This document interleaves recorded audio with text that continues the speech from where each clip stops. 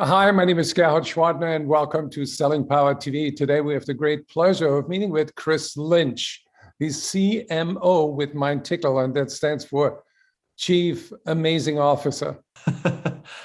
Nice to be here. Thanks for having me. So, what really interested me when I went to your website, you have published the new standard for sales enablement, and I'm very intrigued by that. One of the things that we are going out in the market and trying to advance as a topic, as an area of research, is this idea that sales leadership and folks that may not have actually even traditionally been in the training functions at a lot of companies need to lean harder into this concept of sales readiness. And the recent research that we just came out with Heinz Research, I think sort of evidenced the fact that chief revenue officers, chief sales officers, SVPs of sales, the most senior salesperson that exists at these companies is starting to realize that a real focus on the science of getting your sellers ready is a key lever to pull in hitting their revenue goals. So, when you define sales readiness, how would you describe it to the average sales leader? It's essentially a suite of tools and processes to help them increase seller knowledge, adapt to change that's happening in their industry, and also analyze the performance of their sellers more at an individual level than they might have done historically. And I think what the main difference that we like to talk about with readiness is the idea that that has to be a continuous, ongoing discipline. And that's really kind of what the main difference in how we define sales readiness overall. As we move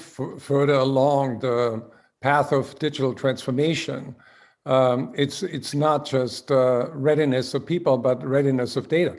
I think back even when I started in the industry and went out on doing my first sales enablement tour with sales reps and all of that stuff, everything was so much more anecdotal. It was more about, okay, since I work in marketing, I'm going to be taking them through some content. I'll be maybe helping enablement structure some quizzes and other types of things to sort of say, hey, these folks are certified. And then really the only way we go out and measure them is by saying, okay, did you hit your revenue number or not? But I think what we're realizing with data is that it's really important to focus as much on the how as much as like the what or the outcome.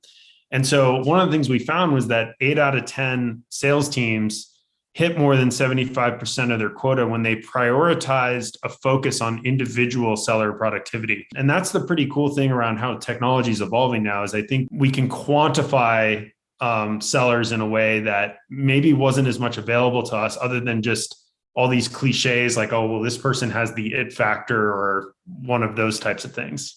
It's not just about quantifying things for a better outcome, but optimizing the digital and human capabilities. We spent nearly $7 trillion over the last 10 years on digital transformation projects, right? And we kind of look at it, we are investing in things like AI and machine learning and all these pieces. And I think what a lot of companies are realizing is that you can make all of those investments and they are going to help you drive improvements and optimizations across the business. But at a certain point, human insight still matters. If you're just expecting that you're going to invest in all these technology and tools and still see that business transformation, it takes two. You have to get the readiness of your employees right. And I think that is a realization a lot of companies are having. And I think it's become even more acute during the pandemic. Yeah, I think the pandemic added another wrinkle, which is extra stress and people suffer from anxiety and they're not in the present moment when it's critical to be in the present moment, and they're tune out or double task and they become ineffective. You need to take care of the human condition and also remove the friction that people import to their job. Completely agree. There was such a mad dash or a mad rush to just start investing in a lot of technological capability focused on automation, AI, all these different pieces that I think forgetting the human element is catching up to companies a bit. When a lot of that technology is applied correctly, I feel like it's okay, let's optimize and automate the things that should be optimized and automated.